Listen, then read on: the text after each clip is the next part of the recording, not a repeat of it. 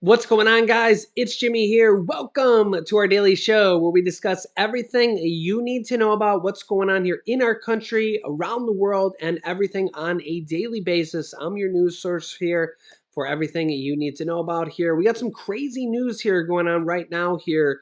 There's been more classified documents found at Trump's storage lockers and stuff. We'll go over that here in our video, and we got a lot of stuff to cover here in our video. Yeah, so let's jump right in. Thank you so much for liking and sharing these videos. Here we go. Yeah, so Trump's own team finds more classified documents at a storage unit. Yeah, and this comes as you can see here, Trump representatives had previously certified that all classified documents had been returned and signed on the dotted line for that. Well, now they hired Trump's team, actually hired an outside team of a couple people to go in and search all of Trump's properties for more classified documents. And they found more. They found more. In a storage locker, I know you can't make this stuff up, but apparently Trump's just got documents everywhere and he didn't even know, or apparently he's not sure. Who knows? But apparently there's just documents everywhere. And yeah, I'll show it to you right here so you can see. At least two more items were marked as classified were found in a storage unit in West Palm Beach, Florida, after lawyers for Trump's own team arranged for a firm to search for additional classified materials, and the items were provided to the FBI. So they were found in a storage unit in West Palm Beach, Florida. And these were classified items.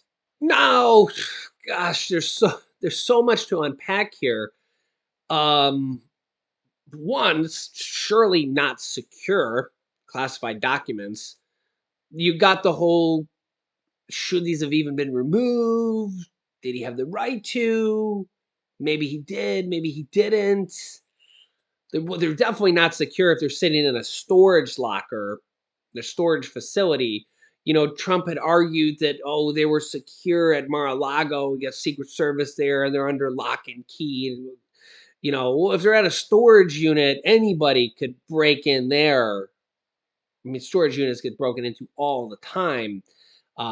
There's surely not Secret Service protecting that and armed guards and stuff like that. But at least he's taken the initiative here to go and find it all. Um, and I mean, you know, you got to think if somebody like Trump, and again, um, gosh, he must be just like he must just have so much stuff that it's just unbelievable. At least he's taken the initiative to hire a third party team and say, all right, I don't even know what I have. Go in there and search all my properties, and whatever you find, send it back to him so I'm not going to get in any more trouble. You actually think he initiated that or his lawyers said? Well, regardless, it doesn't matter. Well, no, well, remember that Trump said that he didn't want to give it back. He wanted the documents back to him so he could keep them for his presidential memoirs and his archives. At one point, he literally made a statement for that. Yeah. So I doubt that Trump said that, but he probably agreed to it after his lawyers probably said, listen, enough's enough. We have to show that we're not trying to hold on to any more documents at this point. Let's hire a team. It doesn't even matter what it costs, and let's send in a team of a couple people and give them access to everything. And God bless them if they find anything. Just hand it over. This way, we won't get in any more trouble. At least with this one particular, you know, item, or at least we can stop it from here, right?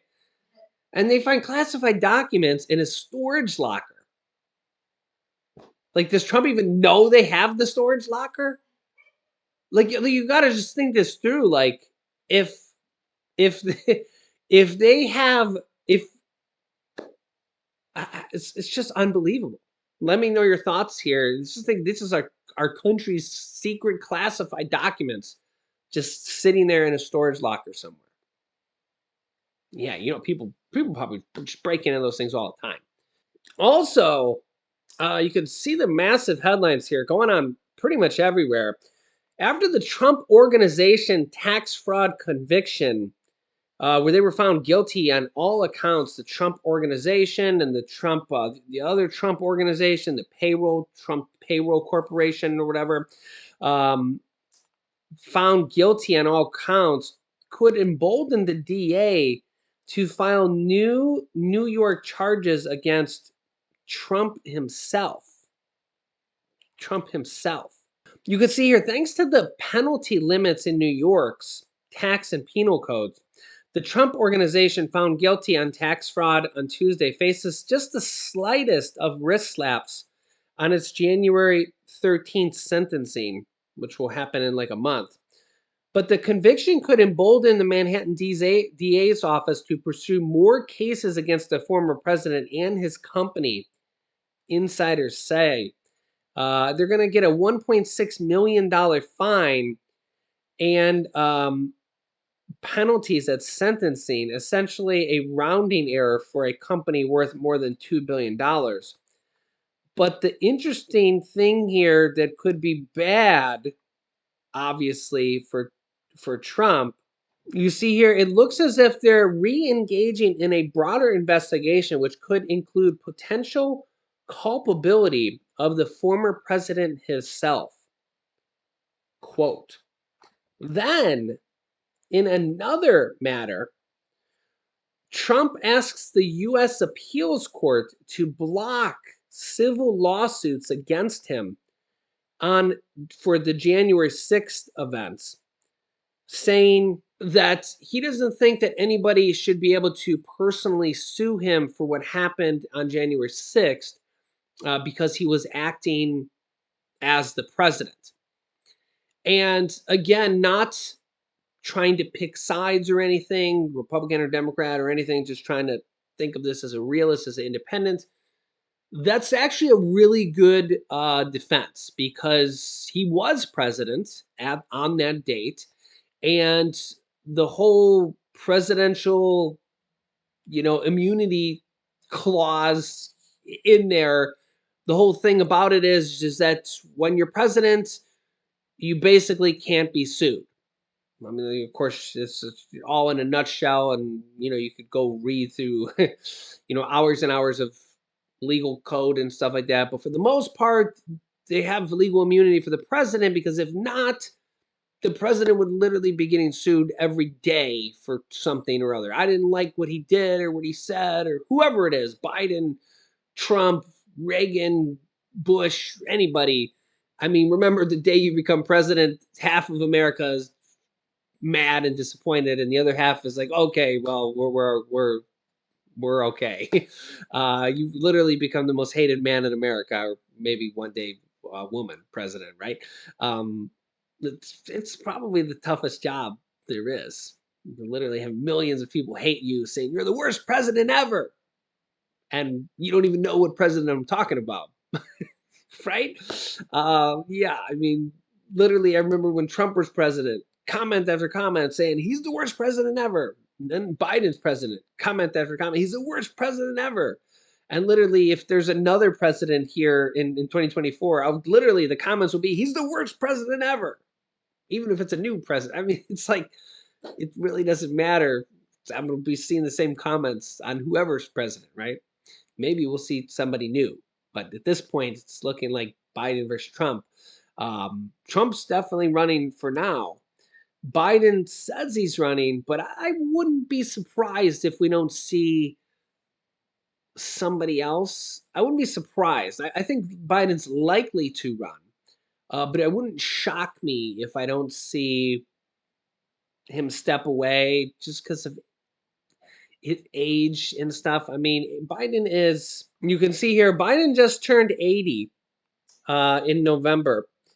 And Trump is 76. He'll turn 77 before Biden turns 81. So they're like 3 years apart, 3.5 years, something like that. So 3 year difference there. Either of them would be the oldest president ever. You can see Nancy Pelosi, 82. This is probably be Nancy Pelosi's last term in Congress. But remember, add 2 more years onto this for both of them until 2024. Biden would be 82 years old when he runs. If he won at 82, he would be president from 82 years old to 86 years old. Okay? Donald Trump will turn 77 and then add 2 more years when the election comes. He'll be 79 in November. I believe that's the right age. He'll be 78 or 79. I think it'll be 78 or 79. And then 78 or 79. I don't know, you'd have to figure it out depending on his birthday. So 79 to 83 is how old he would be if he won. Both of these guys are really up there. I mean, in their 80s as a president.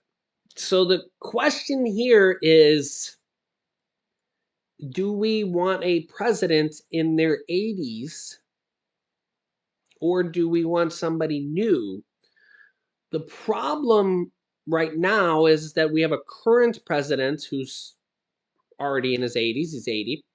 The other problem is that Trump is the front runner and the leading poll getter for the Republican Party. Although Ron DeSantis, the Florida governor, has really started to pick up some steam for the Republican Party. So the polls, and remember, we're still 2 years away, but Trump's already just trying to bash him just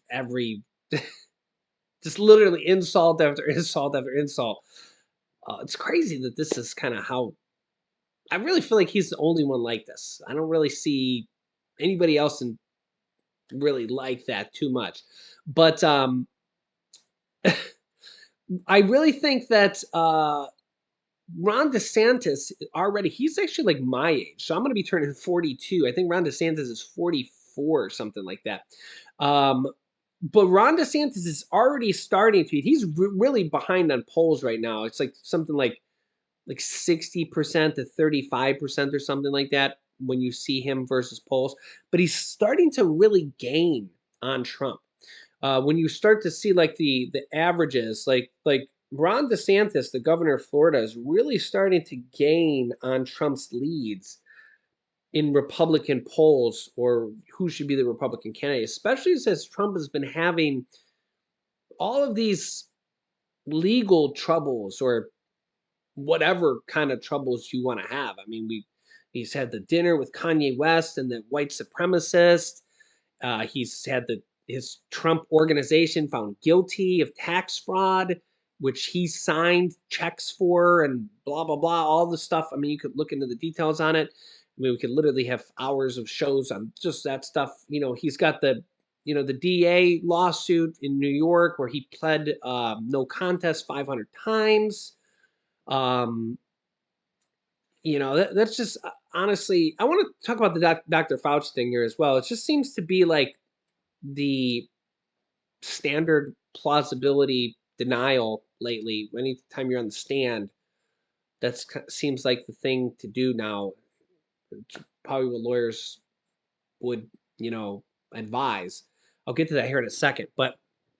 And then you got the Mar-a-Lago, the documents case. It just seems like there's just so much stuff around Trump that a lot of Republicans and really, I think there's been only one Republican senator that said he's willing to back I'll go with a couple. There's only a couple Republican senators that are willing to back Trump at this point. I don't know. You let me know your thoughts here, but will we see a new Republican candidate? I think the Democrats would back Biden if he runs, of course. But again, I think a lot of people want a new candidate in there just because I think Biden's, he's a caring guy. He cares for people. I just think that it's just his age. He's just up there in age. And I think a lot of people blame him for the inflation, even though if you watch my show, everybody kind of knows inflation's everywhere. Europe's inflation right now is at 50% higher than us. So our inflation's at 7.7% right now. Inflation over in Europe's at 11% plus. Inflation in the UK is in the 11% range. Yeah, but everybody just kind of blames Biden for the inflation, even though inflation is just on fire everywhere. So, and that's just going to stick with Biden in the next election race. Where if the Democrats throw somebody new in there, that won't stick with them. But Gavin Newsom, the governor for California, would be a good candidate. It's just like Ron DeSantis is a good candidate from Florida. Two governors that kind of have some experience running a state or running something, right? Um, but we'll see. We'll see. I want to talk about this Dr. Fauci thing here. Yeah, so some people are talking about this Dr. Fauci um, deposition released here from Missouri and Louisiana attorney generals released full transcript of Fauci's November deposition, which basically here he kind of pulled a Trump or pulled a Marjorie Taylor Greene or pulled what a lot of people are doing nowadays, or maybe have been doing for a while. And that I'll show you here. Fauci was asked his opinion on whether people should be allowed to post on social media opinions that are dangerous. He responded that his approach was to flood the system with correct information as opposed to interfering with other people's ability to say what they want to say. But what I wanted to focus on here is that Fauci, who's retiring from the job at the end of the year, said 174 times that he couldn't recall. Couldn't recall. And we're seeing this more and more and more. This is exactly what Marjorie Taylor Greene did in her deposition here recently. I think almost every answer she did was, I don't recall, I don't recall, I don't recall, I don't recall. And Trump actually in his deposition pled the fifth, it's just basically I pled the fifth, hundreds of times for every single thing except for his name. So, and I get that, people on both sides of the equation, Republicans are all upset about, oh, he said I don't recall. What's he trying to hide? And Democrats were all upset when Marjorie Taylor Greene and Trump did it, and rightfully so on both sides. And honestly, I'm kind of upset that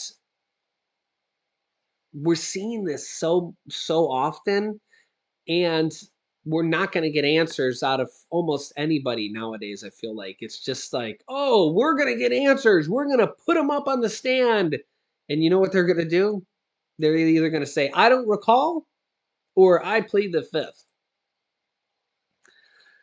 Yeah, so I just feel like we're seeing this more and more and more.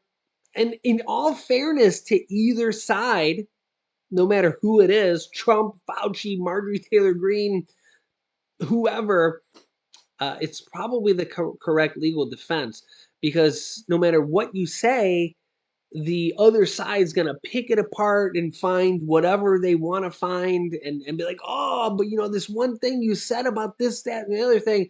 And then they're going to try to trap you in some type of word trap. And, there you go. And these lawyers, they're like, listen, if you're smart, plead the fifth or say, I don't recall. And we're starting to see this more and more. And the problem with us as Americans and us as, trying to find out the truth is that we have to dissect the truth from like other means, which is part of what my show does here is that we have to dissect the truth from like what they say other places. Yeah, because when they go to testify, you don't get nothing out of them. Yeah, so let me know your thoughts here in the comments. I'll keep you up to date here with everything going on here in our country on a daily basis. Make sure to click the subscribe button down below. It's completely free to do so. This way you won't miss out on new videos that come out here every day on our YouTube channel at 10 a.m., 3 p.m., and 8 p.m. Eastern Standard Time. After you subscribe, click the bell icon that appears so you don't miss out on new videos. And thank you so much for liking and sharing these videos. You can click here to watch my newest video next, or here to see what just happened with the housing market. It's really big. Click on one of those videos. Thanks for watching, guys, and I'll see you in the next video.